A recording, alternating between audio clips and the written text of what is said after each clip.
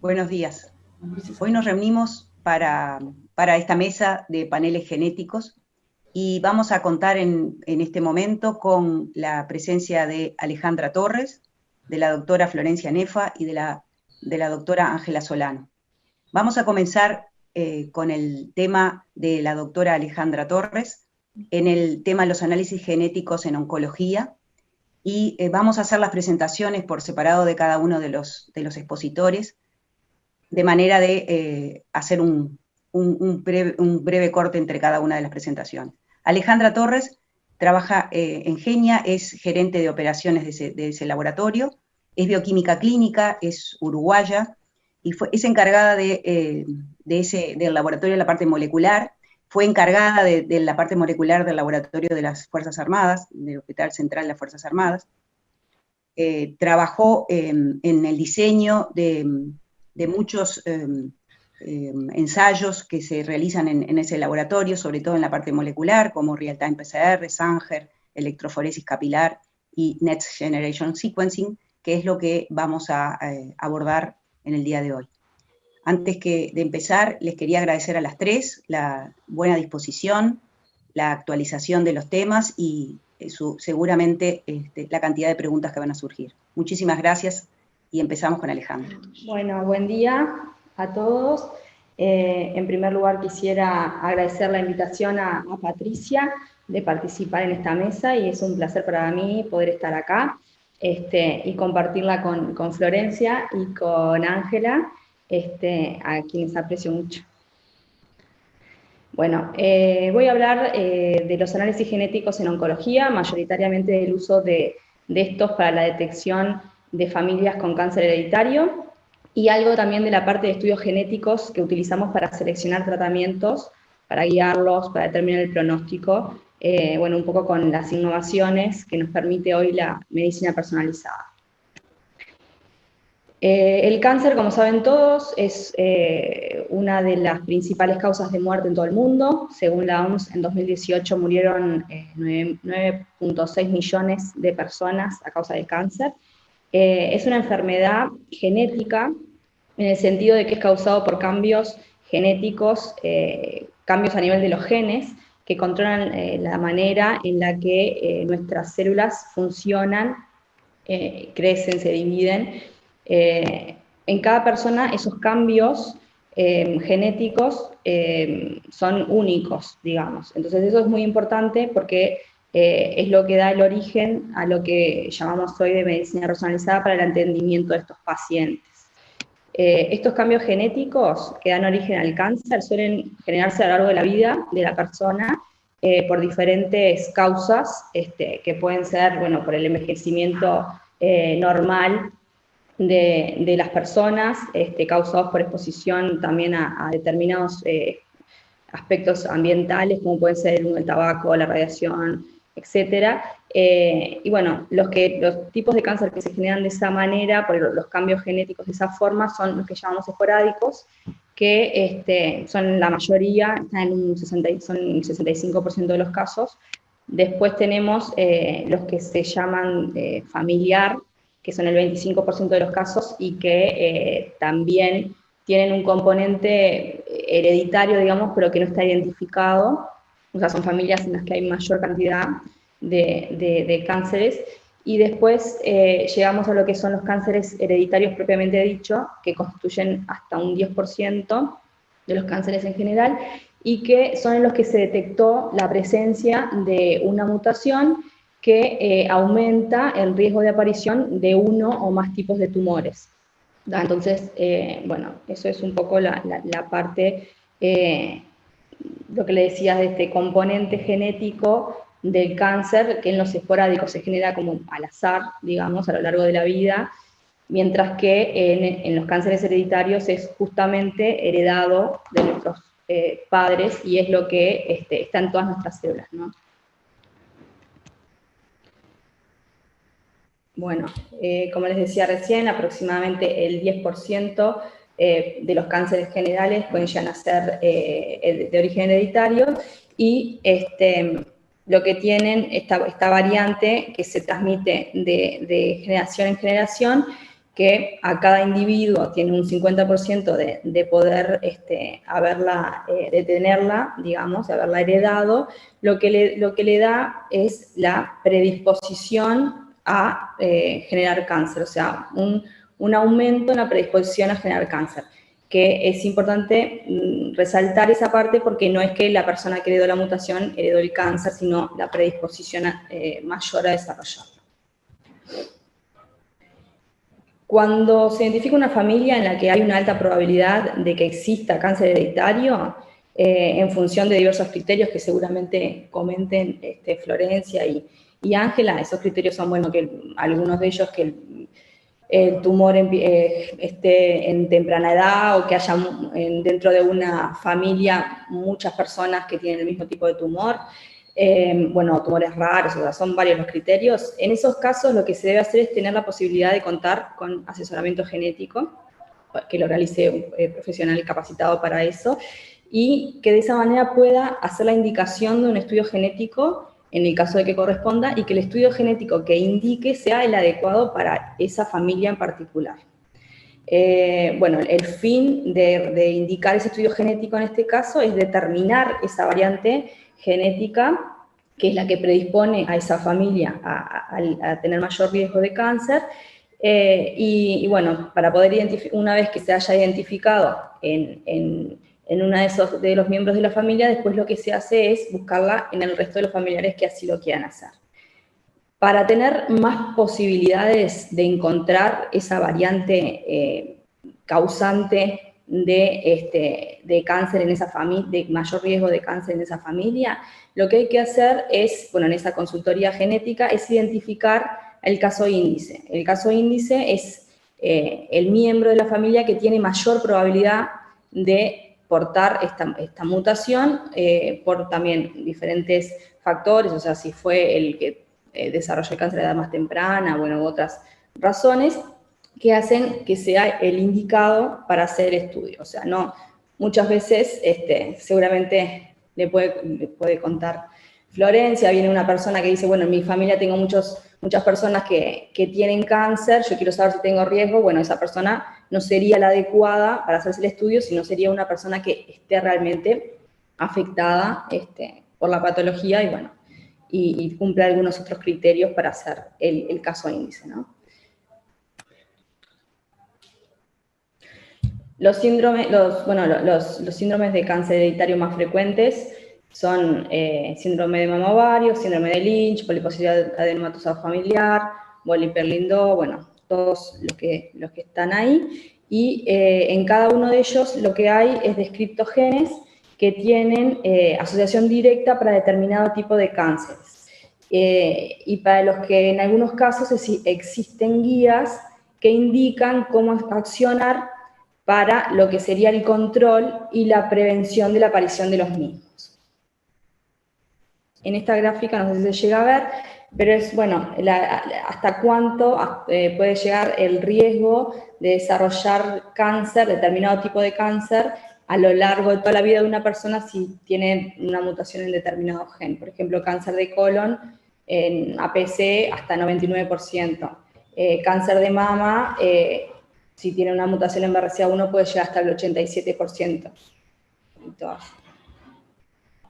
Esta otra gráfica, estas otras imágenes no se ven bien, pero es la que tiene el celestito más claro es mujeres en Estados Unidos, y la que tiene el otro celeste más oscuro es hombres, y en realidad lo que muestra en azul oscuro es como el riesgo que tiene la población general de desarrollar determinado tipo de cáncer. Por ejemplo, cáncer de mama, una mujer tiene un 12% de probabilidad de desarrollar cáncer de mama a lo largo de su vida, mientras que si tiene una mutación en BRCA1, este riesgo puede llegar a más del 80%. Y lo mismo para los diferentes, estos son los genes en los que estaría la mutación y el tipo de cáncer al que aumenta el riesgo de desarrollar.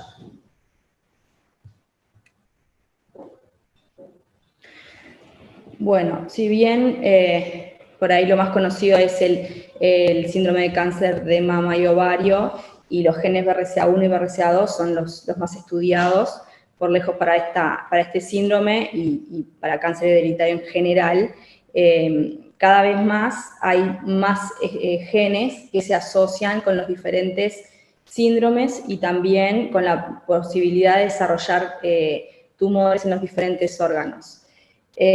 Para lo que es cáncer de mama y ovario específicamente, a la fecha en las guías NCCN, que son las que indican cómo es el manejo de este tipo de patologías, hay diferentes indicaciones para todos estos genes.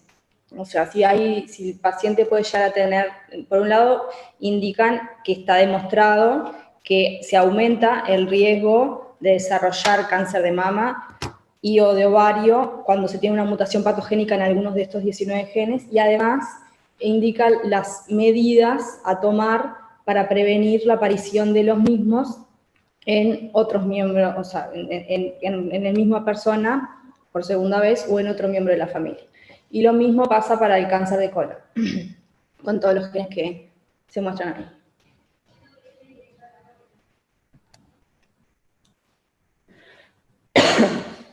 Bueno, esta imagen en realidad lo que muestra un poco es el impacto que ha tenido lo que es la secuenciación masiva, o sea, la tecnología de NGS o Next Generation Sequencing, en lo que es el estudio de los cánceres hereditarios.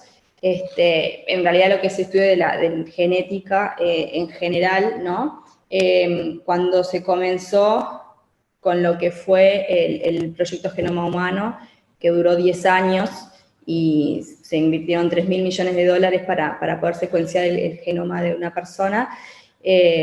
Nada, por supuesto que pensar en hacer el genoma de un individuo para determinar una patología o lo que sea era impensado.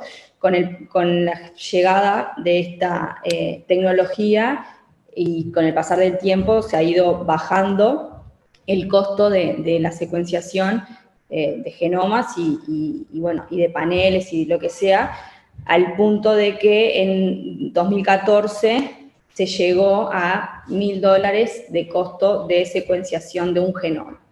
Entonces, esto de alguna manera desencadena un poco esta discusión de qué hacemos cuando tenemos una familia en la que tenemos un síndrome de cáncer hereditario. Si nos enfocamos en el panel multigénico, si vamos a un panel multigénico no enfocado, digamos, o hacemos un estudio de genes dirigido, ¿no? Entonces, más allá de que existe una variedad de plataformas y químicas de NGS, cada una con diferentes ventajas y desventajas, hay una ventaja, general de la secuenciación masiva, que es la cantidad de información a la que se puede acceder en poco tiempo. O sea, esta disponibilidad de información a un precio razonable es lo que nos hace muchas veces plantearnos esta interrogante, ¿no? De si analizar solo los genes que tienen relación clara y demostrada con un tipo de cáncer, o si ir, por ejemplo, hacia paneles multigénicos de incluso 300 genes como hay en el mercado, ¿no? Y bueno, esto en realidad puede tener utilidad clara cuando no se logra determinar cuál es el síndrome de cáncer hereditario que se está presentando en una familia, y por lo tanto podrían abarcarse varios tipos con un solo análisis cuando se hace un panel. También ha sido de gran utilidad a nivel de investigación, ¿no? Para la identificación de nuevos genes asociados con determinado tipo de cáncer hereditario. Esas son un poco las ventajas de usar paneles más bien abarcativos. Pero bueno, a la hora de ver los genes con accionabilidad, o sea, para los que realmente hay guías de actuación, como les comentaba, de la NCCN, en ese sentido, realizar un panel muy abarcativo que por ahí implica genes que no están relacionados directamente con la patología o incluso que no tengan una accionabilidad clara, podría llegar a ser una desventaja, ¿no? Lo mismo el tema de aumentar la cantidad, la probabilidad de encontrar RUS, o sea, variantes de significado incierto, que ahora vamos a ver, y que, justamente el hecho de contar con más variantes de este tipo al estudiar un panel más abarcativo, estamos aumentando esa posibilidad, ¿no?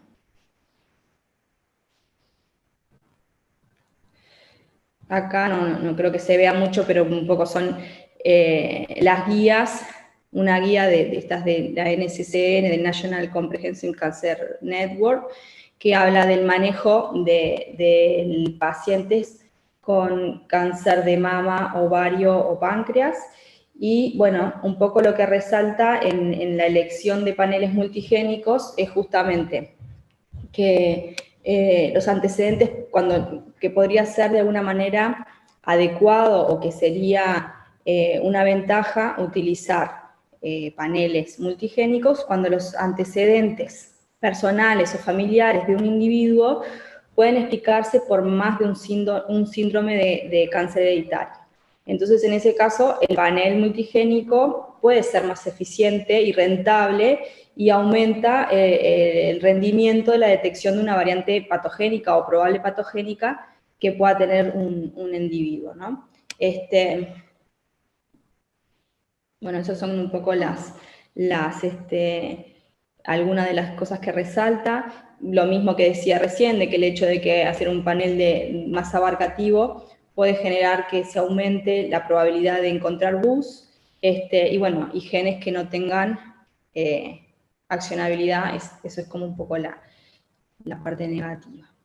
En este caso, es otra de las guías que se está evaluando en este momento y que es para el manejo de pacientes con cáncer colorectal, y también muestra por ahí un poco los pros y los contras de utilizar paneles multigénicos, y bueno, un poco lo que sería la parte positiva, lo que decíamos recién, de costo efectivo, digamos, mayor probabilidad de encontrar una variante, bueno, sobre todo cuando no se tiene tan claro cuál puede ser el síndrome que afecta a esa familia, o cuando los tumores que tiene esa familia pueden estar explicados por más de un síndrome.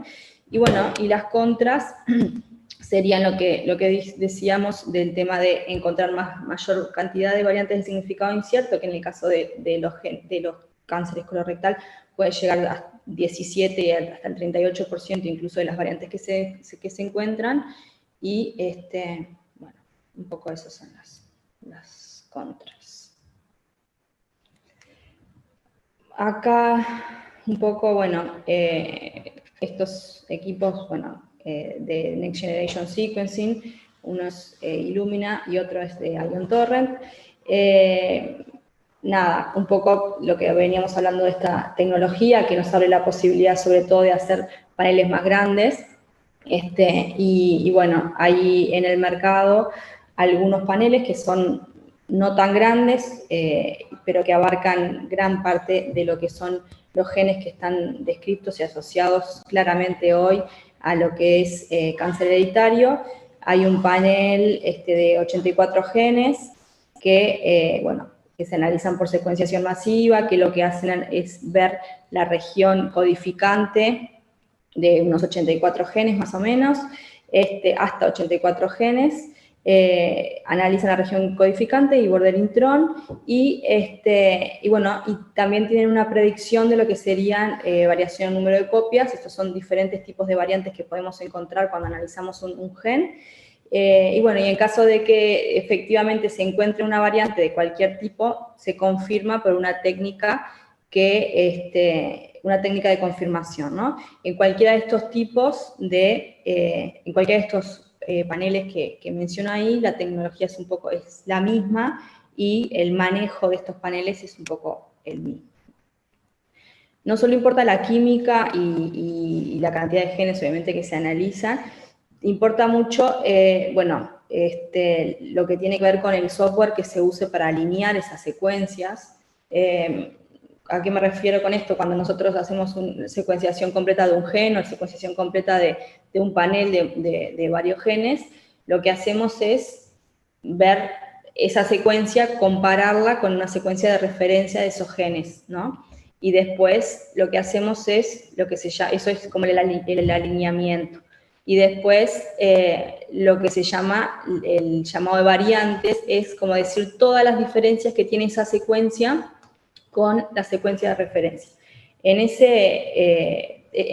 todas esas etapas que cuando se hacían antes la secuenciación por Sanger se hacían manual generalmente, hoy se hacen bioinformáticamente, y es muy importante qué software se usa para cada una de esas etapas, porque muchas veces que esté bien realizada esa parte depende de la calidad, digamos, del software que se esté usando.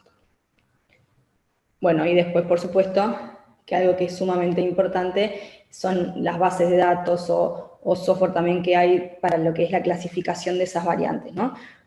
Ahora vamos a ver un poco más adelante. Bueno, los tipos de variantes que podemos encontrar, como les decía recién, ya sea que hagamos la secuenciación completa de un geno o de un panel, es, bueno, los SNPs, indels o grandes arreglos. Los SNPs son variantes puntuales de una sola base. Como vemos acá en un ejemplo, esto es un NGS, que se ve que en una posición donde tendría que estar la A, vemos una G. Esto es un indel, es otro tipo de variantes que podemos encontrar, y que lo que vemos es la deleción de dos As, o sea, falta, y también se ve que está con una confirmación por Sanger de esta variante, que lo que vemos es un corrimiento en el marco de lectura. Esta, bueno, es una imagen de un MLPA, que en realidad acá no hay un rearreglo. Vemos que tiene siempre dos copias de cada uno. Bueno, esos son los tipos de variantes que podemos encontrar cuando hacemos un estudio de la secuenciación de un panel o de un gen, y después lo que tenemos que hacer es clasificar esas variantes en qué es lo que generan para la persona. Los 5 tipos de clasificación que hay es patogénica, probablemente patogénica, de significado incierto, probablemente benignas o benignas. Esta clasificación es, bueno, se siguen guías del Colegio Americano de Genética Médica y Genómica para clasificarlas, o, bueno, también puede ser que ya se encuentren clasificadas en bases de datos, y de esa manera no hace falta hacer ninguna clasificación. Las patogénicas son las que tienen ya demostrada su patogenicidad, justamente, o sea, su vínculo con la patología. Las probables patogénicas son las que no está, si bien hay bastante información, no es contundente. Las de significado incierto son justamente las que hay información contradictoria al respecto, entonces no está, es incierto en realidad el significado que tienen. Bueno, las probablemente benignas es lo mismo que las probable patogénicas, pero al revés, y las benignas son las que definitivamente está probado que no tienen relación con la patología. Entonces, en el cáncer hereditario lo que podemos hacer, como les venía diciendo, es, una vez que encontramos en un paciente, en una familia, una variante, podemos utilizar el análisis de esa variante en el resto de los familiares para identificar cuáles son los que están en riesgo de desarrollar esos tipos de cáncer a los que predispone esa variante, y, bueno, siguiendo determinadas guías, tener controles y diferentes conductas para prevención especialmente. Y otra cosa importante es que, como ya les dije hoy, los que tienen la variante no es que tienen diagnóstico de cáncer, sino que tienen mayor probabilidad de desarrollar cáncer hereditario, mientras que los que no tengan la variante tampoco significa que no van a tener cáncer, significa que tienen el riesgo que tiene la población general de desarrollarlo, de desarrollar algún tipo de cáncer. Rapidito nada más para comentarle la parte de tratamiento. Otra aplicación que hay de los estudios genéticos y de paneles también, que hacemos por Next Generation Sequencing, es todo lo que tiene que ver con tratamientos asociados a los companion tests. Son básicamente estudios que están aprobados, o sea, drogas que tienen una aprobación de FDA asociada a la presencia o la ausencia de determinada variante genética. Entonces, lo que hay que hacer es estudiar, más que nada, GFR, BRAF, KRAS, NRAS, se estudia a nivel de tumor y se ve si esos tumores tienen algún tipo de estas mutaciones, estos genes. Por ejemplo, el colorectal tiene una mutación en KRAS, no puede recibir determinada medicación. En GFR suele ser al revés, determinados, bueno, tumores de pulmón, por ejemplo, que tienen determinadas mutaciones de GFR, sí están accesibles para elegir, para recibir medicaciones de inhibidores de GFR, ¿no? Y lo que tiene que ver con ovario y mama, y próstata también, están asociados con variantes patogénicas y probables patogénicas, los genes BRCA1 y BRCA2 que pueden estar a nivel somático o germinal. Finalmente, otros estudios que hacemos de medicina personalizada ya asociados a lo que es estudios genéticos que involucran paneles, está todo lo que tiene que ver con lo que es, hay un estudio nuevo que se llama Guardan 360, que es el primer estudio que fue aprobado por FDA como biopsia líquida, y lo que es un panel de genes que te permite determinar cuál es el mejor tratamiento que puede llegar a recibir un paciente, pero en función de las variantes que tiene ese paciente a nivel tumoral, pero que se detectan de forma circulante. Después, otro estudio que también es de medicina personalizada, que se llama Signatera, es un estudio que te permite a nivel tumoral, o sea, de tumores sólidos, analizar la presencia del componente, o sea, de las diferentes variantes genéticas que tiene ese tumor de esa persona, y después lo que se hace es diseñar un estudio de las variantes que tiene ese tumor en particular para analizarlas en sangre, o sea, a nivel de ADN circulante, y de esa manera poder hacer un seguimiento de lo que es el tratamiento y cómo evoluciona el paciente, y bueno, y si vuelve a tener algún tumor luego de determinado tratamiento.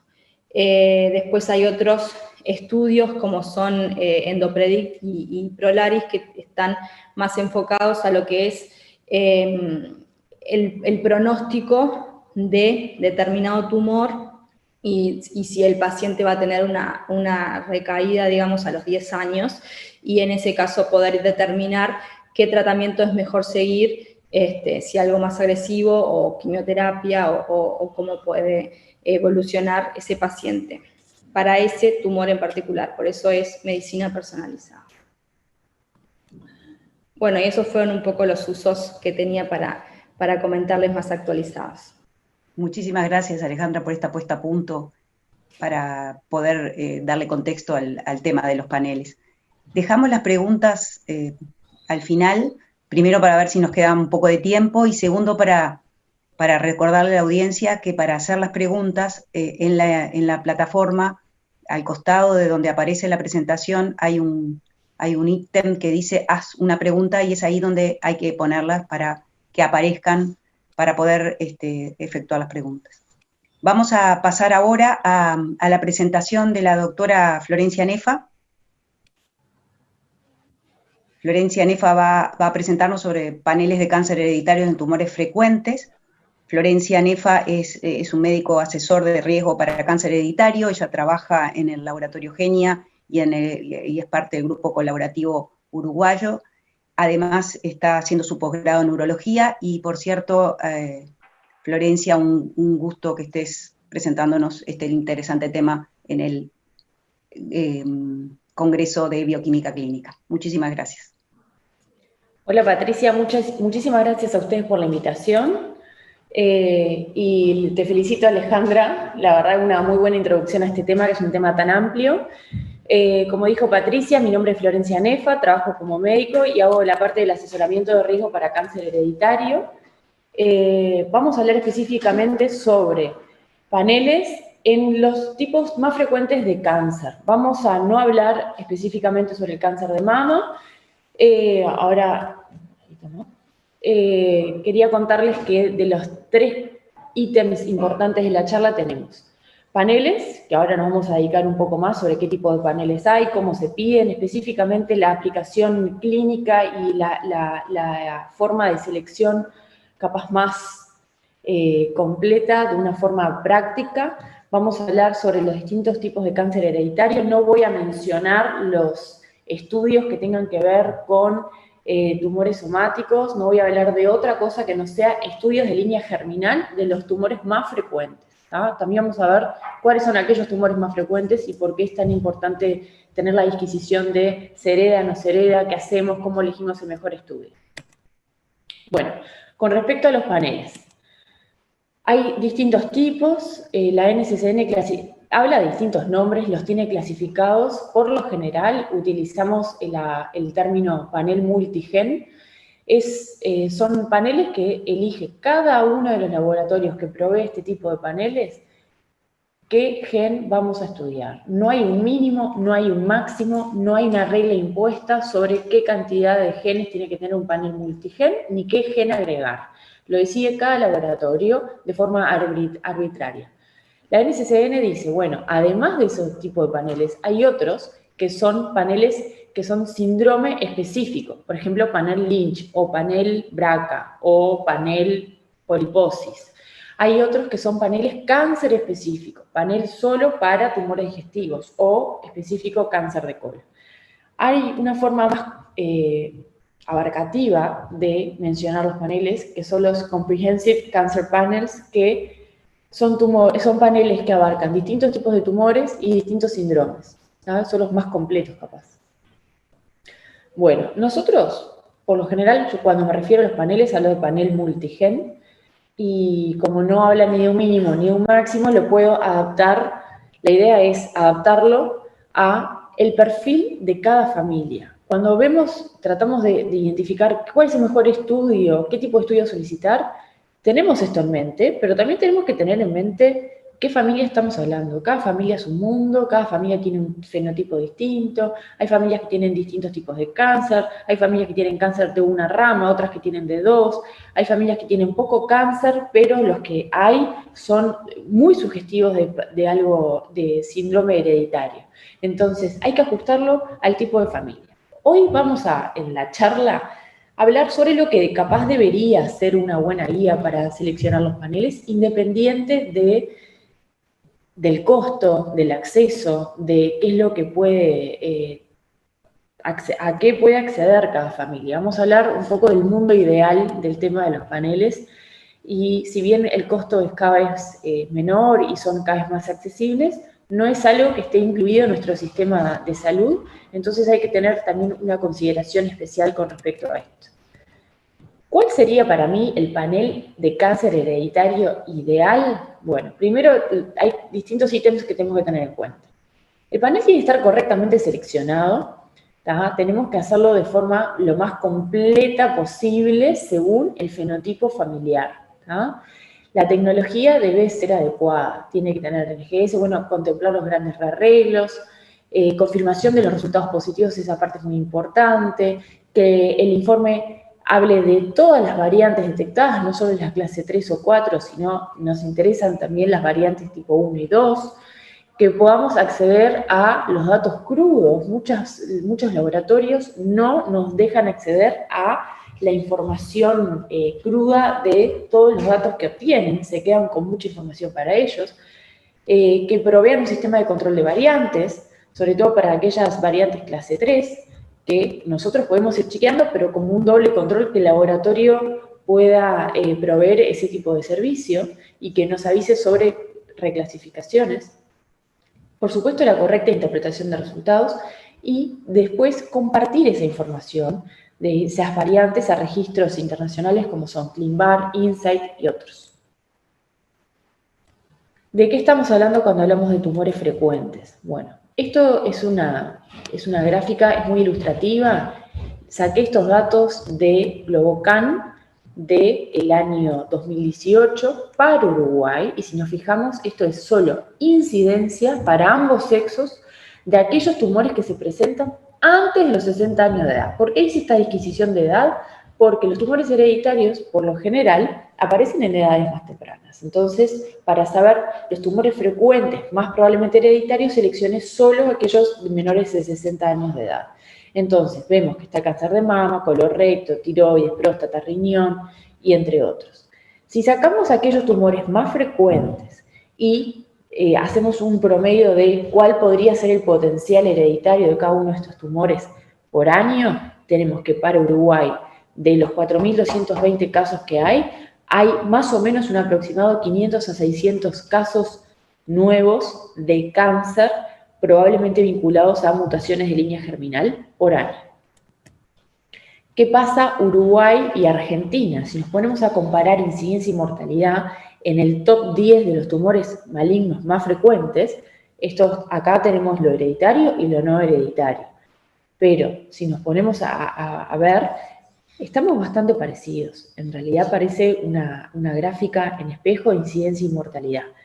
Lamentablemente para Uruguay, a excepción de una mayor incidencia en Argentina con respecto al cáncer de mama, Uruguay tiene mayor incidencia y mortalidad en todos los tipos de cáncer más frecuentes. No todos los que están acá pueden tener un potencial hereditario, pero mama sí, próstata, colon, riñón, endometrio, ovario, páncreas, estómago, y son los 10 tumores más frecuentes para los dos países. Entonces, ¿qué es lo que hay que tener en cuenta cuando hablamos de cáncer hereditario, de la selección de estudios? Hay que saber específicamente cuáles son aquellos diagnósticos que están presentes a la familia en el momento de la consulta, cuáles son los genes más frecuentemente asociados para ese fenotipo. Hay que tener en cuenta que hay familias que tienen múltiples fenotipos y hay veces que hay un único fenotipo, pero le pueden corresponder varios genotipos. Hay que tomar en cuenta todas las posibilidades. Entonces, con cada familia, cada vez que estudiamos a alguien, yo me pregunto, ¿estoy solicitando un estudio lo suficientemente completo como para incluir todos los posibles diagnósticos vinculados al fenotipo familiar? ¿Estoy solicitando un estudio que cuente con la tecnología suficiente para lograr un estudio de alta calidad? Si la respuesta es no, estamos eligiendo un estudio que no es correcto para esa familia y hay que reevaluar el caso. Vamos a hablar ahora de la parte clínica, que para mí es la parte más interesante, solo para ilustrar un poco todo lo que estábamos hablando, todas las ideas, bajar a tierra la información. Específicamente tumores digestivos, que como vimos son de los más frecuentes. El cáncer de colon es la estrella, por frecuencia para hombres, para mujeres, y por frecuencia de patología hereditaria versus esporádica. El cáncer de colon es la estrella de los tumores digestivos, hablando de cáncer hereditario. ¿Es lo mismo tener un paciente con un cáncer de colon a los 30 años versus, por ejemplo, alguien con un cáncer de colon a los 55 años? ¿Pienso los mismos genes? ¿Tiene la misma frecuencia? ¿Tiene la misma probabilidad de ser hereditario? ¿Es lo mismo alguien con cáncer de colon que tenga 5 pólipos? ¿Es lo mismo el mismo paciente que en vez de 5 tenga 100 pólipos? ¿Pienso los mismos genes? ¿Me inclino hacia el mismo lugar, clínicamente hablando? Además del cáncer de colon, en la familia, ¿existen otro tipo de tumores que se estén presentando que nos hagan pensar en determinado síndrome específicamente? Por ejemplo, todos estos tipos de cáncer, endometrio, ovario, estómago, intestino delgado, páncreas, vía biliar, glioblastoma, próstata y urotelio, son aquellos tumores que pueden presentarse dentro del síndrome de Lynch, ¿no? Específicamente, cuando vamos a hablar sobre aquellas mutaciones o variantes patogénicas en los genes MSH2 y EpCAM del síndrome de Lynch, vemos en la primera columna los tipos, las distintas topografías de cáncer, las edades promedialmente hablando de que puede aparecer ese tumor en un paciente con estas mutaciones en este tipo de genes, el riesgo acumulado al correr de su vida versus el riesgo acumulado que tienen en la población general. Vemos que los porcentajes son muy superiores con mutación que sin mutación. Por supuesto siempre hay riesgo, pero para cáncer de colon con una mutación en el gen MSH2, estamos hablando de 52% de riesgo de tener a los 44 años un cáncer de colon. Un cáncer que puede empezar el riesgo empieza en cualquier momento a partir de los 25, 20 años. Entonces esos pacientes desde esa corta edad ya tienen que estar con un seguimiento específico.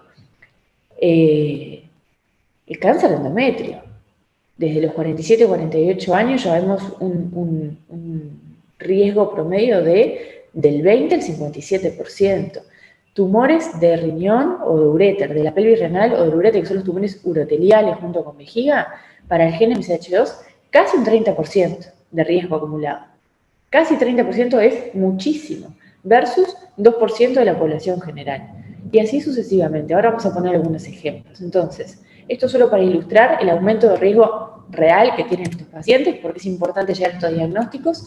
Y bueno, llega un paciente a la consulta, un cáncer de colon, y mi cabeza inmediatamente se orienta a los genes más frecuentes del síndrome más frecuente, que es el síndrome de Lynch. Acá tenemos los genes del síndrome de Lynch, los tenemos que estudiar a todos. Además, existen otros genes que están relacionados con las poliposis hereditarias, por ejemplo, APC, un TH que se puede dar de forma homocigota o heterocigota, pero tenemos genes que no son tan frecuentes, pero que también pueden aumentar el riesgo para el cáncer de colon. Por ejemplo, el STK11, que corresponde al síndrome de Peutz-Jeghers, los genes POL-E y POL-D1, genes que tienen que ver con SMAD4 y BMPR1A, con la poliposis juvenil.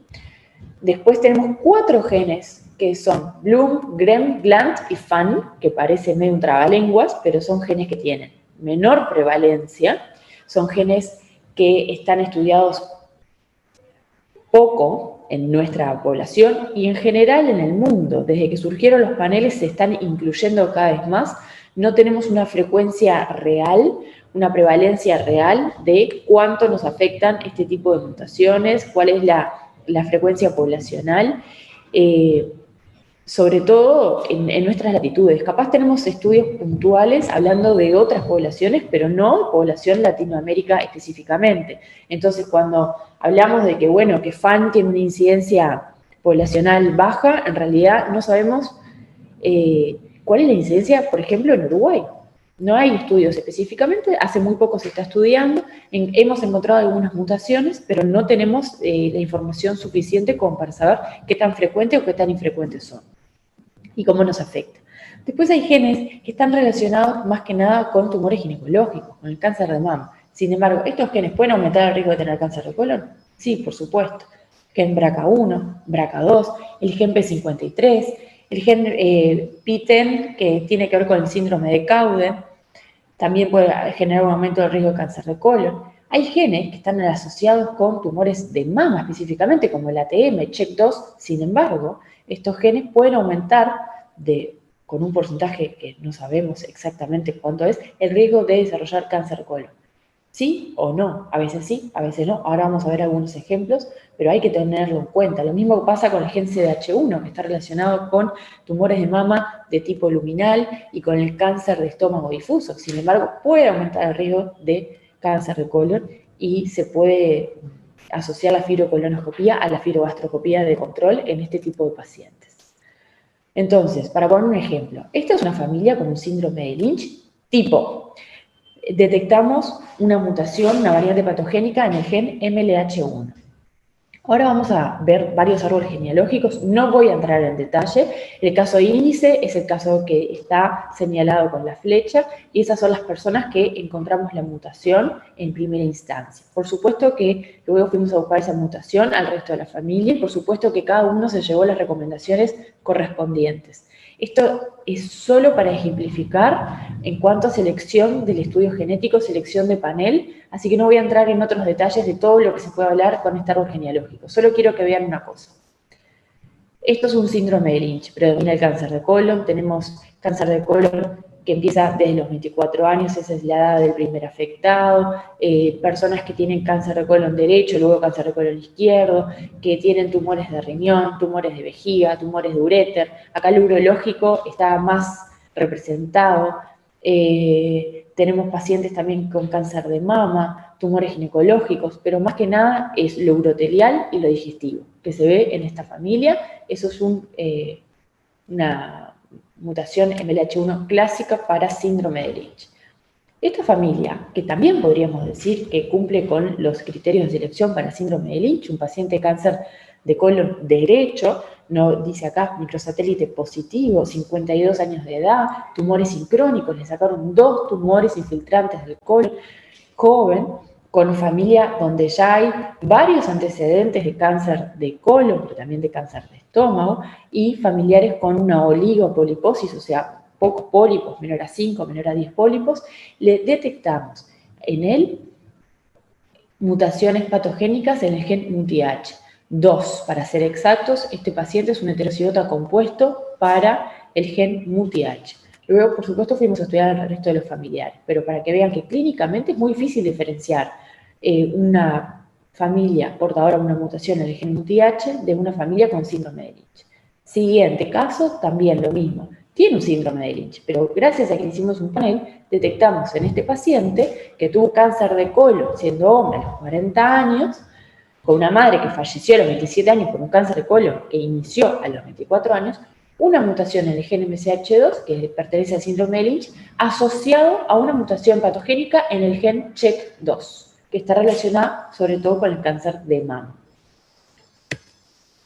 Estas son las dos mutaciones de elección exon 7, bueno, CHEK2 que tiene otro tipo de mutación.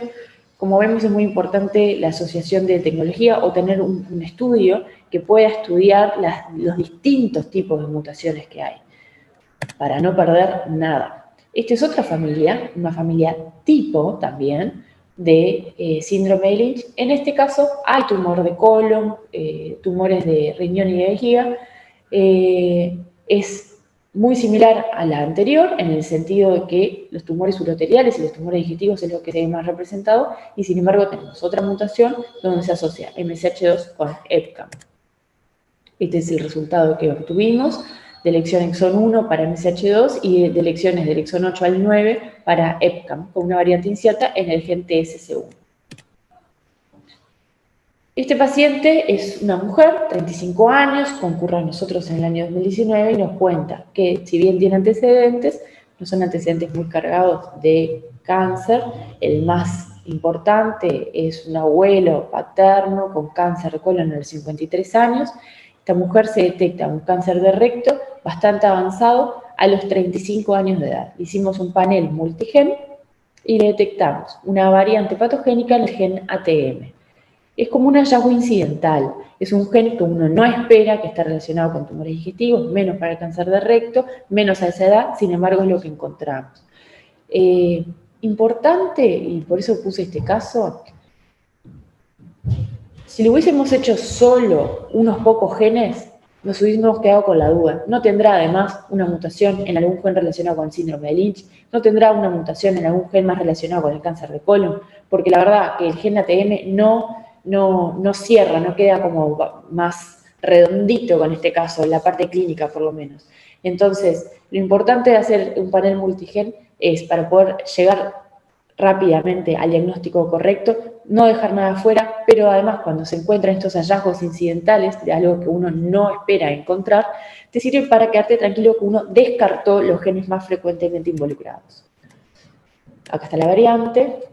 Bueno, vamos a pasar a los tumores ginecológicos. Dijimos que no vamos a hablar sobre cáncer de mama, va a hablar la doctora Solano más adelante seguramente, así que, ¿qué pensamos con respecto al cáncer de endometrio? El cáncer de endometrio tiene mucho que ver con el síndrome de Lynch, pero también está ganando más fuerza el gen POL-E.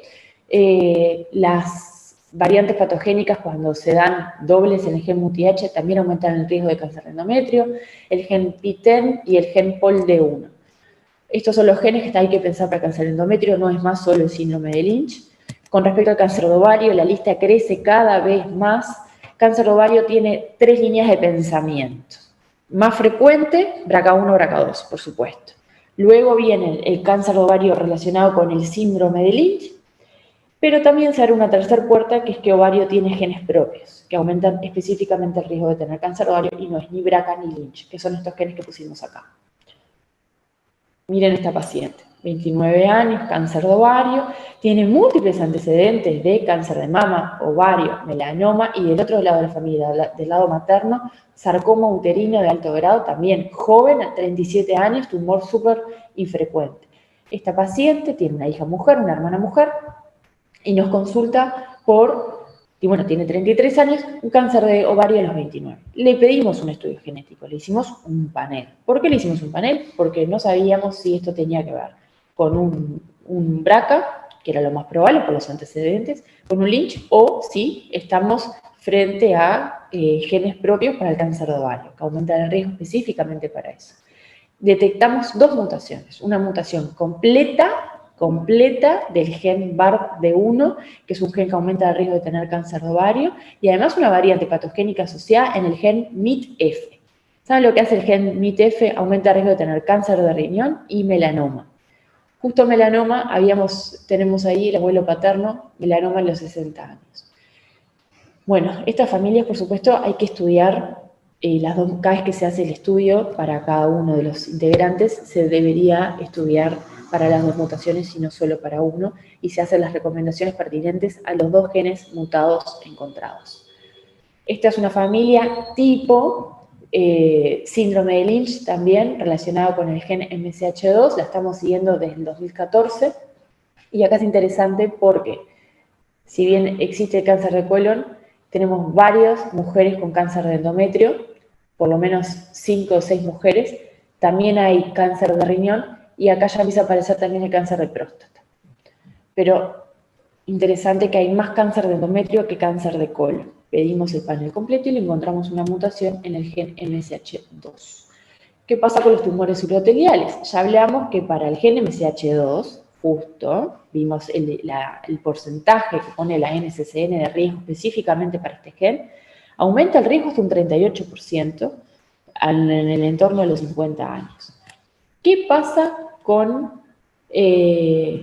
los tumores uroteliales? Bueno, para vejiga es hasta un 13% y los tumores del riñón, de la pelvis renal y del uréter hasta un 28%, como ya les acabo de comentar. Miren el riesgo en comparación con la población general. No hay en sí otros genes relacionados con estos tumores fuera del síndrome de Lynch, y acá tenemos la nueva vedette, que ahora la gente está cada vez hablando más sobre cáncer de próstata, donde los genes Lynch están relacionados, por supuesto, pero también los genes BRCA a la cabeza, otros genes de la recombinación homóloga, y hay un gen propio para cáncer de próstata, así como teníamos los genes propios para cáncer de ovario, que es el gen OXB13. ¿Qué pasa con el cáncer de riñón? Cuando vamos a pedir estudios relacionados con el cáncer de riñón, yo pido, por lo general, estos genes que están acá. En Uruguay es muy común que para el cáncer de riñón se pida solo el VHL, que es el gen relacionado con el von Hippel-Lindau, y dejamos afuera múltiples diagnósticos de cáncer de riñón hereditario debido a una selección incompleta de genes. Esto es un paciente que lo vimos hace poco, el año pasado, en diciembre, prepandemia podemos decir, 74 años. Me lo mandó la uróloga tratante porque tenía un cáncer de próstata metastásico, y según las guías todos los cánceres de próstata metastásicos deberían recibir un consejo genético y un estudio para guiar el tratamiento a posteriori en el caso de que necesite. El paciente me cuenta que no tiene antecedentes familiares. Bueno, el hermano tuvo un melanoma a los 80 años, pero lo más importante es que había tenido antes un cáncer de riñón y a los 71 años, bueno, y ahora el cáncer de próstata. Hicimos un estudio donde incluí todos los genes relacionados con cáncer de próstata, todos los genes relacionados con melanoma y todos los genes relacionados con el tumor de riñón. ¿Qué encontramos? Un tumor, una variante patogénica, una mutación en el gen SDHB. Este gen está relacionado con el síndrome del paraganglioma y feocromocitoma hereditario. Es un gen que no hubiésemos pensado anteriormente, que es súper infrecuente, casi que 1 en 1 millón. Sin embargo, este paciente, que no cumple con las edades de riesgo, tiene una mutación en este gen. Este es el hallazgo. Encontramos también unas variantes inciertas que las chequeamos, no son muy famosas. Acá vemos otro ejemplo menos frecuente, de cómo puede desarrollarse o manifestarse un síndrome de Lynch, un cáncer de colon a los 21 años, metastásico. Esta paciente falleció rápidamente, le llegamos a hacer el diagnóstico.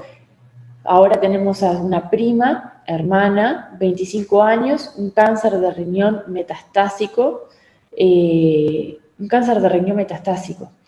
Es un tumor de parénquima renal. Ella también es positiva para la mutación MLH1. La verdad es que llama la atención la juventud, el diagnóstico tan precoz, la agresividad.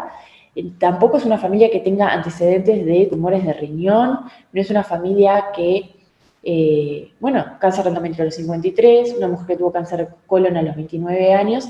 La verdad que se está dando cada vez más precoz en las generaciones sucesivas, y esta es una de las pacientes que le ofrecimos un panel multigen, porque si bien nos orientamos inicialmente con un síndrome de Lynch, nos despistó el antecedente de cáncer de parénquima renal, nodo urotelio, en su prima a los 25 años de edad. Descartamos otras mutaciones relacionadas con los tumores urológicos y solo encontramos una mutación en el gen MLH1. Acá está la Florencia, mutación. estamos sobre la hora, si puedes ir redondeando.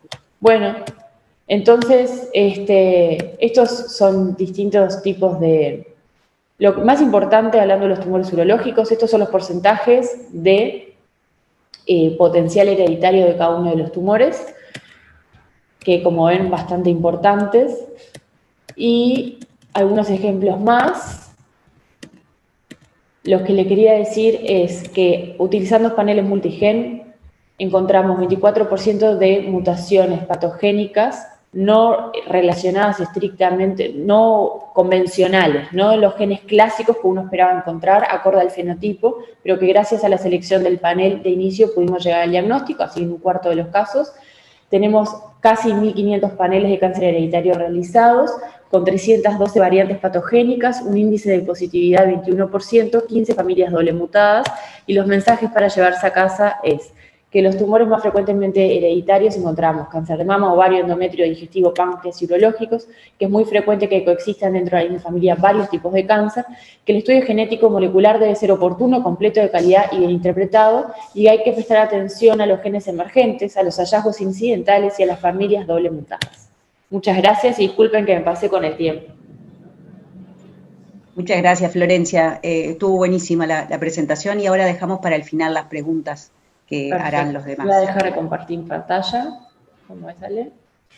Ahora les quiero presentar a la doctora Ángela Solano, que nos va a presentar el estudios genéticos y genómicos en oncología.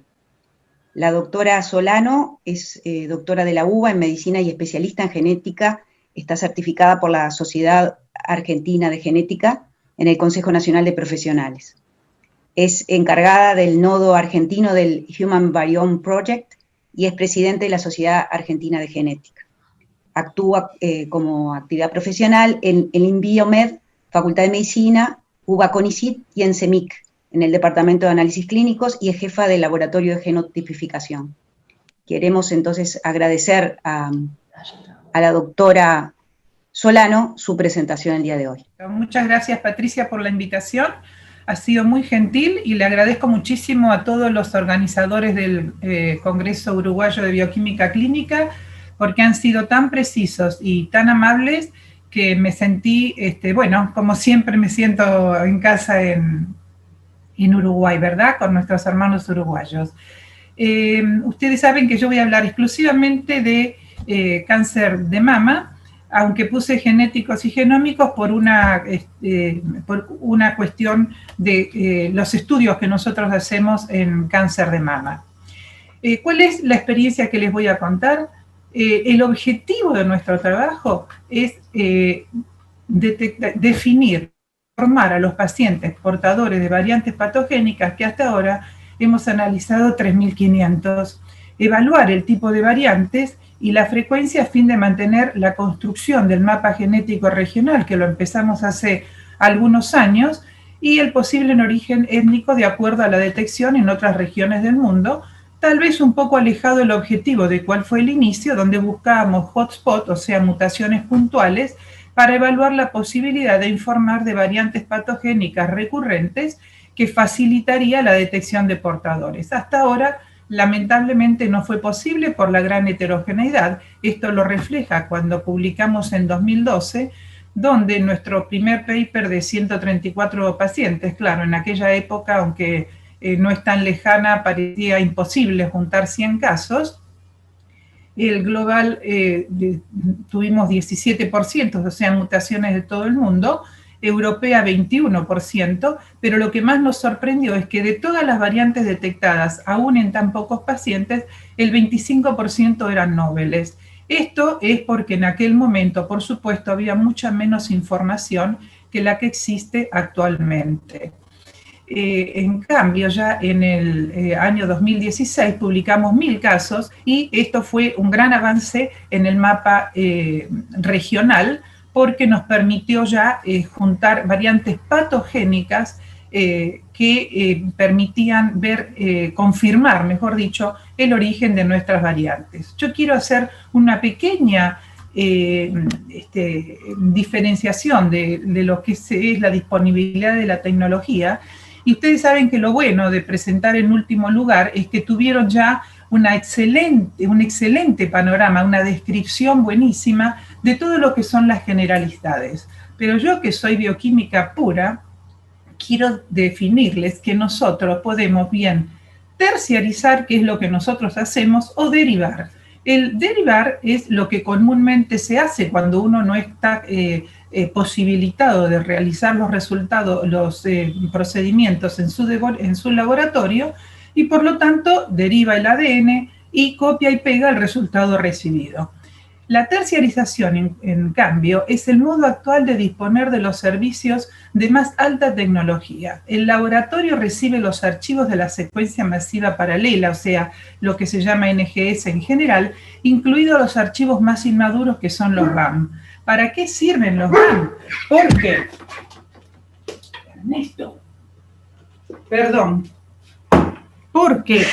los BAM es el archivo más inmaduro que nosotros siempre controlamos, porque si hay algún indicio, podemos en ese caso realizar lo que nosotros seguimos llamando el gold standard, un Sanger, para corroborar esa alteración en el archivo BAM que nos impidió ver en el final, en el bioinformático final, que en general siempre viene, pero nosotros lo hacemos con nuestros filtros, y no figura lo que en un BAM existen. No es muy frecuente, afortunadamente, pero bueno, ya nos alertó en 3 casos. Y después interpretamos, elaboramos el resultado y el informe íntegramente en nuestro laboratorio. La terciarización es lo que nos permite tener informes de menor costo con la más alta tecnología. Por eso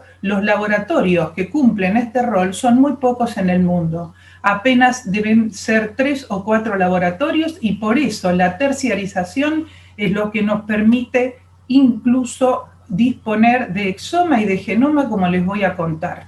Nosotros tenemos un S5 y tenemos Sanger, pero la verdadera masificación de los estudios la permitió la terciarización, porque si bien bajó el costo a expensas de que reciben muchísimos estudios, porque apretar el botón de estos aparatos, les cuento que lleva sus buenos miles de dólares. Nosotros hicimos en pacientes que no tenían mutación en BRCA1 o 2, o sea, con todas las características, pacientes con cáncer relacionados a BRCA1 o 2 y antecedentes familiares, exoma, para ver qué otras variantes podían estar asociadas a la patología familiar.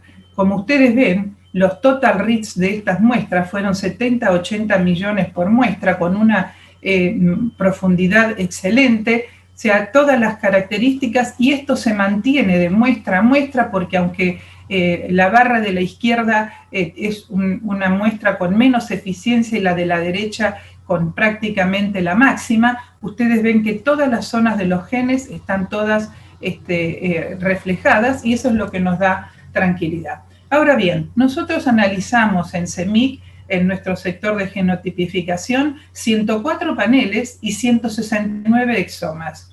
Las variantes patogénicas en los 104 paneles fueron 19%, y las de insignificado incierto 11%, o sea, 10%. En los exomas, en cambio, encontramos 20 variantes patogénicas y variantes de significado incierto 8. Hay que prestar atención que el BRCA1-2 se llevó prácticamente la mitad en los paneles y un 30% o un poco más en los exomas, razón por la cual nunca hay que olvidar que los genes principales en cáncer de mama son BRCA1 y 2. Y ya les voy a hacer algún comentario al respecto. Las variantes de significado incierto en BRCA1 o 2 son mucho menores, porque nosotros llevamos reportadas y analizadas más de 20.000 variantes depositadas en la LOBD, que es nuestra base de referencia del nodo argentino del Human Variome Project, y por lo tanto hay muchas variantes muy frecuentes en nuestra población que nosotros las podemos pasar a benigna simplemente porque están en coexistencia con variantes patogénicas y en homocigosidad, que es la máxima prueba. ¿Qué genes encontramos asociados a cáncer de mama? Los genes que ya fueron descritos desde, bueno, sorprendentemente APC, pero los demás no ofrecieron mucha más sorpresa, y los mismos prácticamente, excepto ATM, en variante de significado incierto, donde la asociación, como bien dijo Florencia, por ahí hay que profundizarlo un poco. En cambio, en exoma, más o menos fueron los mismos genes, con algunos otros como NBN, PMS2, TP53, que no los analizamos en los paneles, sino fueron pedidos, porque en general los paneles que nosotros tenemos en Argentina son paneles que los médicos están acostumbrados incluso a pedirlos por el nombre comercial, cosa que, bueno, está bien, porque es mucho más fácil escribir el panel tanto. Nosotros en general solicitamos que nos hagan el listado, porque en el exoma tenemos disponible el exoma por 5 años, de manera tal que filtramos lo que nos piden. Y cuando hay genes que no tenemos en ninguno de los paneles disponibles, hacemos directamente exoma y filtramos todo lo que nos pide el médico de acuerdo a su criterio, que tal vez sea el modo más preciso de solicitarlo, porque al solicitarlo al solicitarlo de acuerdo a su criterio, va a poder interpretar todos los estudios. Este es un estudio más reducido de exoma, siempre en pacientes, los anteriores no, pero estos siempre en pacientes que no les encontramos, porque es nuestra obsesión, pacientes que tienen altos antecedentes y enfermedad y no tienen ninguna mutación en BRCA1 o BRCA2, y como ustedes verán, seguimos con el mismo patrón, agregado una mutación patogénica en EPCAM, en esta muchacha de 18 años con cáncer de ovario, y las demás no ofrecen, además con las excelentes explicaciones que tuvieron, no hay necesidad de detenernos en esto, solamente de alertar cómo van apareciendo otros genes. Pero fíjense lo que se nombró como incidentalomas. Esta mujer es un artículo del New York Times que salió en 2014, y esta señora fue a hacerse un panel para cáncer de mama, y la mutación fue detectada en CDH1, que está descrito que puede haber cáncer de mama en portadoras de CDH1, pero el artículo, respondiendo a lo que tiene que hacer a lo mejor un artículo de divulgación, es encontrando riesgos y no respuestas en los test genéticos. Claro que es un artículo llamativo, pero a lo mejor desmerece mucho lo que son los test en panel, porque encuentra los riesgos y no las respuestas, es relativo, sobre todo porque, bueno, primero habría que haber visto si la señora es hija de sus padres, por supuesto, porque de lo contrario hay que ver los antecedentes reales familiares, y la segunda, que no respuestas es al revés, encontramos respuestas porque hay genes absolutamente definidos, cuál es la actitud clínica a tomar, y después abajo dice que está preocupada por su hijo, cuando en realidad es el más fácil de detectar o de analizar, porque si bien los paneles tienen su costo, una mutación familiar es absolutamente afrontable, y con buscar solamente la mutación familiar podría haber visto si el hijo está o no en riesgo. O sea que, bueno, no es para criticar el artículo, sino para que tengamos nosotros como profesionales estas respuestas. Hicimos genoma en 27 pacientes, yo sé que son muy pocos, porque además el genoma es un desafío muy grande. Solamente el almacenamiento es enorme. 12 pacientes nos llevaron 2 terabytes de espacio, con lo cual hay que organizar muy bien antes de lanzarse a genoma. Y después, bueno, surgen todas las demás dudas, porque quién es el dueño de la información, porque que alguien tenga en su casa 2 terabytes para, o sea, la décima parte de 2 terabytes para almacenar no es tan simple. Por cuánto tiempo mantener los datos, la interpretación, porque el genoma hay que definitivamente filtrarlo. Y después, bueno, por supuesto que para el informe el médico siempre tiene que especificar los genes, porque todavía no hay un modo de reportar todo lo que significaría un genoma, porque hay que darle, por supuesto, un file comprimido para toda la información que existe, y siempre hay que asociarla, por ahora, al fenotipo. Fíjense que nosotros hemos encontrado en estos que no tenían mutación en BRCA1 o BRCA2, que 93 variantes estuvieron repetidas una sola vez, 22 variantes 2, o sea que es muy complejo el análisis, sobre todo porque las variantes intrónicas tienen un rango de 5 a 139 variantes por paciente, y cuando vimos que había una que compartían 5 y pensamos que era a lo mejor la respuesta a esto, gracias al data sharing de que compartimos los datos democrática y gratuitamente, vimos que esa variante ya había sido definida como benigna, y lo mismo pasa en BRCA2, cuyo rango de frecuencia de variantes es de 28 a 119, y de vuelta la cantidad de repetición es muchísima. ¿Y por qué hicimos esto? Porque nosotros estamos convencidos que el BRCA está más involucrado de lo que creemos. Desde el Human Variome Project nosotros estamos totalmente convencidos de compartir los datos, y esto es lo que les decía.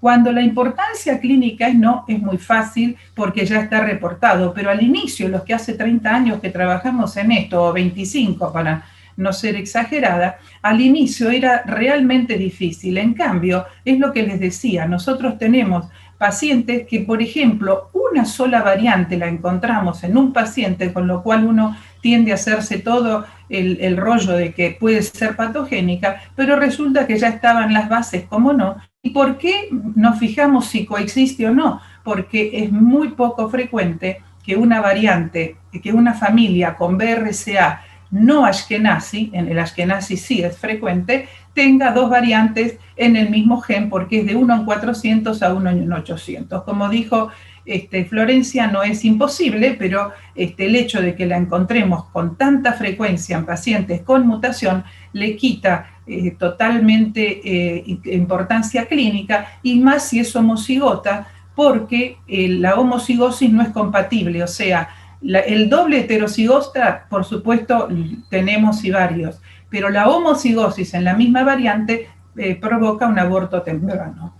Las que son más conflictivas son las noveles, porque, por supuesto, al ser noveles quiere decir que no estuvieron descritas. Por suerte, algunas se detectaron en coexistencia con una variante patogénica, pero son las que nos ofrecen más conflicto, aunque la que tenemos aquí de 21 veces, por supuesto, es una variante novel frecuente en la población. Todo esto es que en los simposios de BRCA Challenge, todo esto se concentra para el mejor cuidado de los pacientes con riesgo de mama y ovario de todo el mundo, compartiendo las variantes genéticas. Una paciente en un BRCA Challenge nos presentó, mejor dicho, la historia atrás del dato, y fíjense qué agradecidos que están, porque esto por supuesto que es todo voluntarismo, y ella es portadora de esta mutación, y empezó su presentación con, dice lo que decía Rosalind Franklin, la ciencia y la vida de todos los días no debería ser separada, porque realmente tenemos que pensar que todo lo que nosotros hacemos tiene que ser compartido en la vida diaria. Y Rosalind, desgraciadamente, que es quien tiene el mérito de la estructura del ADN, murió a los 35 años de cáncer de ovario, justamente por haberse irradiado. ¿Cómo podemos ignorar a Angelina Jolie, que en 2013 publicó su decisión por ser portadora de una variante patogénica en BRCA, y que hizo la medida de las cirugías reductoras de riesgo, tanto mastectomía y pocos meses después oforectomía, en tejido sano, porque esa es la verdadera protección, ¿no? La ablación después de tener la enfermedad puede ser efectiva, pero nadie se va a jugar a que no haya quedado alguna célula maligna. Nosotros tenemos la gran satisfacción de que todos estos estudios en cáncer de mama los compartimos en SIMBA, que es un consorcio internacional, y hemos tenido la participación con 29.700 familias, y nosotros contribuimos con las nuestras, y ustedes saben que curiosamente, bueno, probablemente, no sé si curiosamente debería ser el adjetivo, pero es lo que me salió espontáneamente, fue el artículo más citado entre 2018 y 2019 de Human Mutation, así que nos da mucha satisfacción. Fíjense que hay un paper que se publicó en Nature Paper Journal Genomic Medicine, nada más ni nada menos, que se llama Snapshot de los laboratorios que analizan BRCA1 y BRCA2 en el mundo. Entonces, bueno, nosotros nos unimos 8 países en un operativo absolutamente express para que México, Guatemala, Panamá, Colombia, 2 laboratorios de Brasil, Uruguay, Argentina y Chile, publicáramos que también nosotros podíamos participar de esa encuesta que hicieron con la tecnología que podemos aportar modestamente desde Sudamérica. Y Amanda Tolan, que fue la primera autora, yo le pedí que nos acompañara y muy gentilmente nos acompañó y publicamos este comentario con la contribución de Latinoamérica. Nosotros tenemos en variantes patogénicas en BRCA1-2, en triple negativo, un porcentaje muy alto, probablemente tengamos la contribución también hereditaria, pero estos son los 85 casos que recibimos y con un porcentaje muy alto, y es un estudio en progreso con Pfizer que estamos haciendo en cáncer de mama general, específicamente concentrado en lo posible en pacientes triple negativos. Una alerta muy cortita en los estudios denominados Direct to Consumer, que solo deben ser utilizados por el consumidor que los ordena y nunca como métodos diagnósticos. Surgió una gran controversia porque la FDA permitió a 23andMe que pudiera publicar si están o no las 3 mutaciones asociadas a los Ashkenazi, y obviamente quien recibía que no las tenía podía tener una falsa ilusión de que no tiene el riesgo de cáncer de mama o ovario, y sin embargo, cuando hay que tomar una medida clínica, cualquier laboratorio en Estados Unidos no se va a guiar por un informe de estos laboratorios, y se generó, bueno, ustedes saben, por ahí los conozcan algunos, están en nuestro medio diagnóstico, que por ahí profundizaron mejor. Ustedes saben que la tecnología, como les dije, no sé cuántos de nosotros podríamos aspirar a eso. Nosotros definitivamente tener esta monstruosidad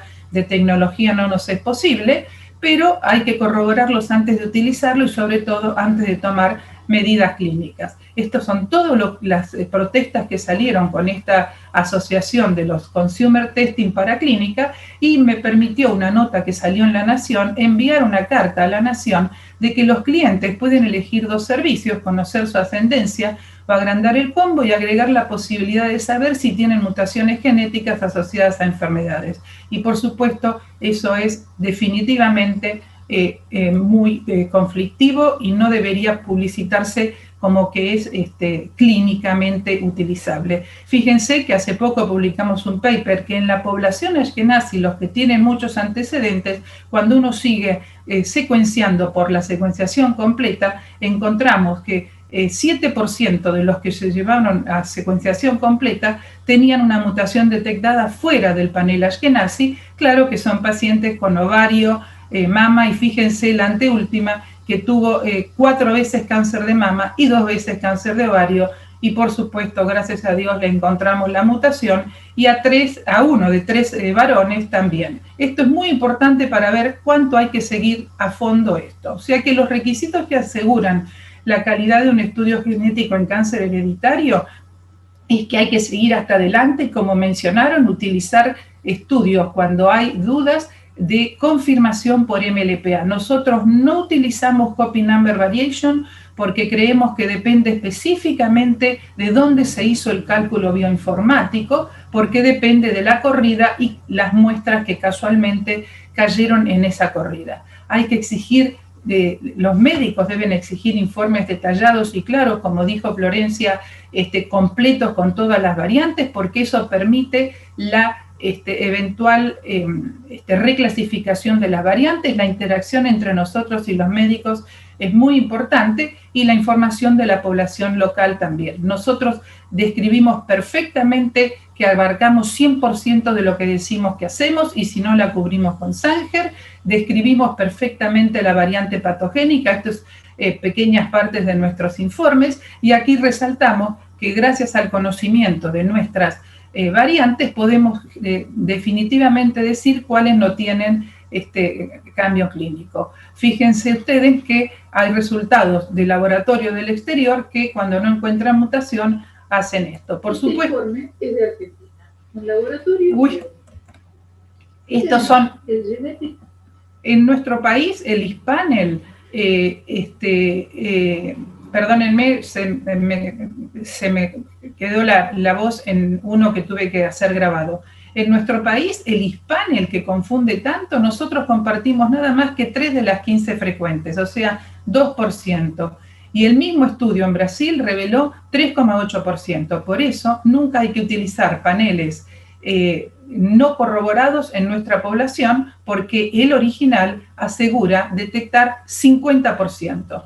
Las reclasificaciones ocurren y nosotros alertamos al médico, al paciente, ya sea de BUS a benigna o de BUS a patogénica, porque esto impacta muchísimo en el asesoramiento genético.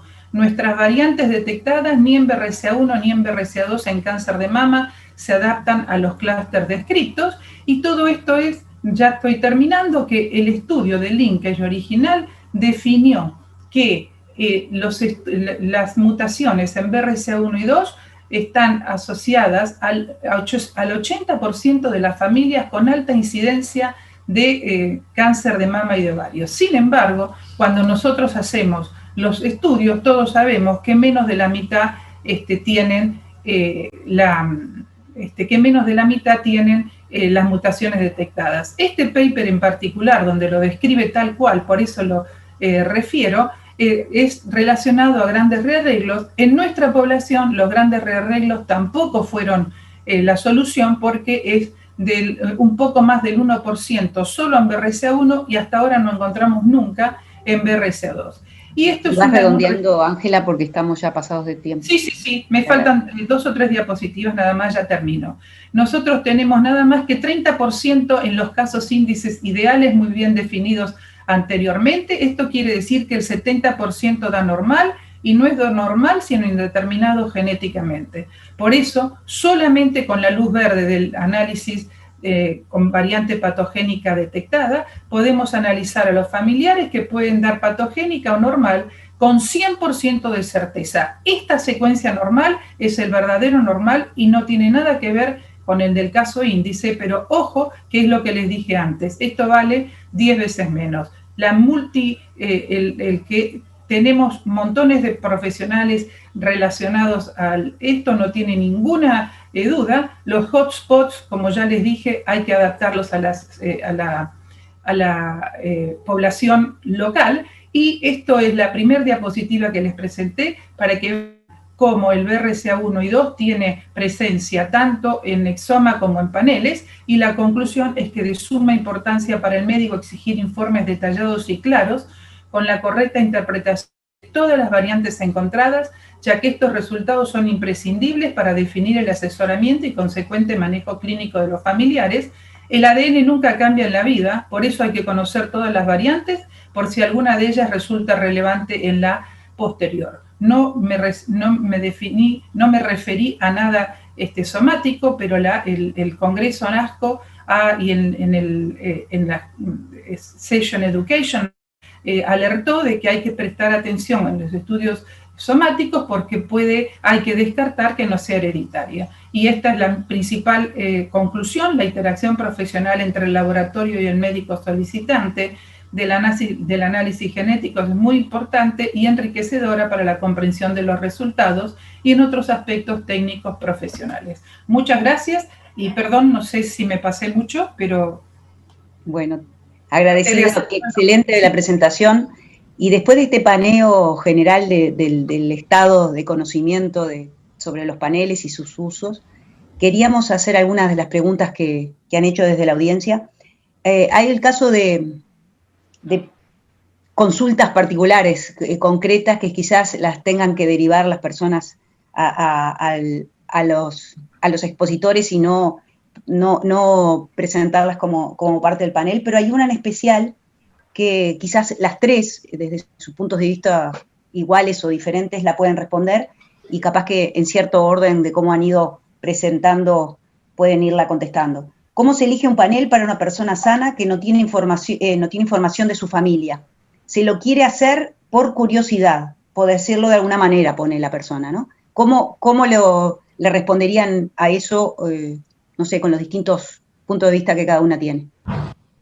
Alejandra, ¿empezás tú? En realidad, en el caso nuestro, o sea, yo también como bioquímica, digamos, en el laboratorio Genia lo derivaríamos a nuestra asesora genética en cáncer hereditario, que es Florencia, para que tenga una consultoría con ella y ella haga la evaluación de si corresponde o no que ese paciente tenga un análisis genético, o en todo caso, como en este caso no tiene familiares, o sea, tendría que ser con información de él, pero la que es indicada en el caso mío para que responda es Flo.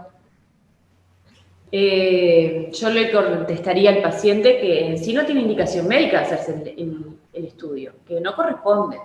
Le hablaría sobre formas de prevención, los riesgos que tiene según sexo y edad y según sus hábitos, porque la consulta no es para pedirle un estudio, como dijo Alejandra Torres. La consulta es el asesoramiento de riesgo para cáncer. Por supuesto, más orientada a la parte hereditaria. Riesgo de tener cáncer tenemos todos. Muchas veces vienen pacientes pensando que esto es como la bola de cristal y que le vamos a solucionar la vida, pero la bola de cristal no existe. Y ahí quiero decir que yo no me hice el estudio del cual hablo todo el tiempo porque no tengo indicación y no es que no haya casos de cáncer en mi familia. Hay que cumplir con indicación médica para que también la interpretación de resultados sea una interpretación válida, que es muy importante acompañarlo de la clínica. Así que yo, cuando no hay indicación médica, prefiero no estudiar. Totalmente de acuerdo, Patricia. Creo que es lo que corresponde porque no se puede indicar un estudio a una persona que, si desconoce totalmente los estudios, los antecedentes familiares porque es adoptado o lo que sea, igual no se puede hacer, porque no estamos en condiciones de interpretar lo que habría que hacer acá, que es un genoma, porque el exoma ni siquiera es el que soluciona, porque ustedes saben que el desequilibrio entre los ARN parece jugar, sobre todo en BRCA, un rol importantísimo. Hay veces que la copia normal impide que se manifieste la copia patogénica, o sea que ni siquiera el exoma solucionaría, pero aunque lo solucionase, actualmente no se puede interpretar un exoma y mucho menos un genoma, a menos que esté fenotípicamente dirigido, como ya explicaron tanto Alejandra como Florencia. Bárbaro, excelente. Nos quedamos sin tiempo. Quería agradecerles y además quería decir que hay una pregunta que le sugiero a la persona que la planteó, se dirija a ustedes directamente por medio de la plataforma que tiene forma de mandarles la consulta. Muchísimas gracias, ha sido un placer estar con ustedes y de nuevo, excelente la presentación. Chaucito. Gracias a todos. Gracias a vos, Patricia, por la invitación y por todo el buen trato que vuelvo a insistir. Fueron tan gentiles y acompañantes que me sentí como si estuviera allá como tantas veces. Bueno, Ángela, no faltará oportunidad de vernos. Chao, gracias, Patricia. Espero.